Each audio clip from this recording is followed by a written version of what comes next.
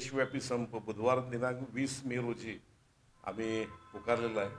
या बंदचा मुख्य उद्देश की देशांतर्गत ज्या बेकायदेशीर ऑनलाईन फार्मसी चालू आहेत त्या बंद करणे हाच आमचा उद्देश आहे। त्याचं नोटिफिकेशन जे GSR 817E आणि GSR 220E हे शासनानं केंद्र शासनानं जे नोटिफिकेशन केलं आहे ते रद्द व्हावं यासाठी हा आमचा अखिल भारतीय संघटनेच्या तर्फे तिसरा बंद आहे। ह्याच्या अगोदर आम्ही 2 बंद अत्यंत चांगल्या पद्धतीनं यशस्वीरित्या देशातील सर्वच औषध विक्रेत्यांनी आपला व्यवसाय बंद करून आपण यशस्वी केलेला आहे। हा आमचा 20 मे रोजीचा पण देशव्यापी बंद निश्चितच यशस्वी होणार आहे। यामधल्या पिरियडमध्ये 2018 ते आत्तापर्यंतच्या पिरियडमध्ये आम्ही सुप्रीम कोर्ट, उच्च न्यायालय इथल्या सर्व केसेस ऑनलाईनच्या फार्मसीच्या या आम्ही आमच्या बाजूने घेतलेल्या आहेत। हायकोर्टानं, सुप्रीम कोर्टानं देखील असे निर्णय दिलेले आहेत की जी देशामध्ये ऑनलाईन फार्मसी चालू आहे ती बंद सेंट्रल गव्हर्नमेंटनं करावी व ऑनलाईन फार्मसीला जर परवानगी देणार असाल तर त्याबद्दलचे कायदे देखील बनवा असे सुप्रीम कोर्टानं निर्देश देऊन देखील आजपर्यंत सेंट्रल गव्हर्नमेंटकडून याबाबत कुठलाही कायदा त्यांनी ऑनलाईन फार्मसीच्या बाबतीत केलेला नाही आहे।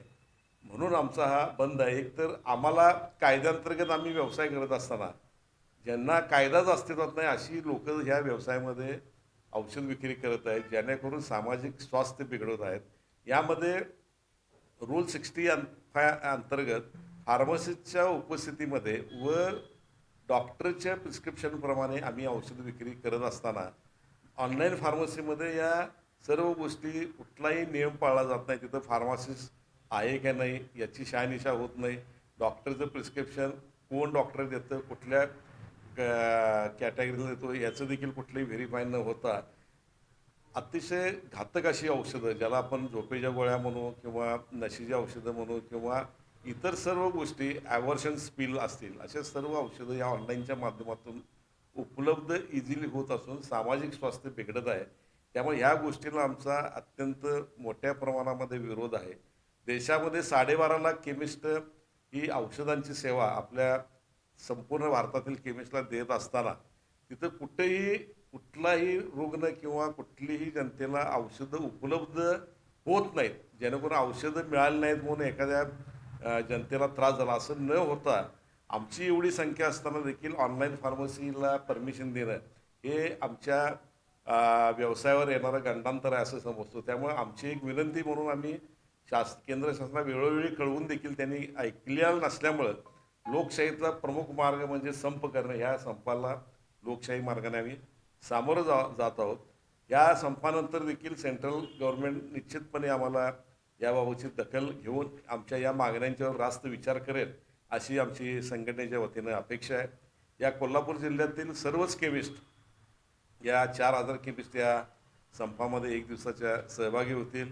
या संघटनेच्या माध्यमातून मी कोल्हापूर जिल्ह्यातील सर्व जनतेला एक विनंती करत आहे की आपल्याला कुठलीही गोळी किंवा औषध हे 20 मे रोजी बंद असल्यामुळं मिळू शकणार नाही आहे, पण तुम्ही ती अगोदर घेऊन तुम्ही एक दिवसाचा औषध साठा निश्चितपणे कराल व आपल्याला कुठलाही त्रास होणार नाही यासाठी आम्ही कोल्हापूर जिल्हा केमिस्ट असोसिएशन संघटनेवर इमर्जन्सीसाठी एक नंबर आम्ही देतो आहे।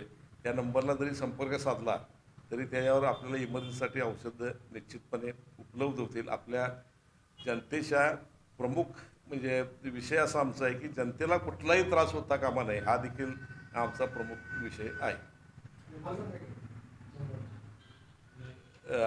2-650-128 आपला दूरध्वनी क्रमांक 2-650-128 आहे। ज्या दिवशी आमचा बंद आहे त्या दिवशी हा पूर्ण वेळ चालू असेल, सकाळी 10 ते रात्री 12पर्यंत आम्ही तिथं असेल। तिथं आमचा स्टाफ असेल, आमचे मेंबर असतील। अत्यावश्यक औषधं असेल तर आम्ही निश्चितपणे त्या रुग्णाला, जनतेला कुठल्या गोष्टी आम्ही निश्चितपणे ती औषधं पोचवू, जेणेकरून जनतेला कुठलाही त्रास होणार नाही याची आम्ही निश्चितपणे संघटना म्हणून आम्ही काळजी घेऊ।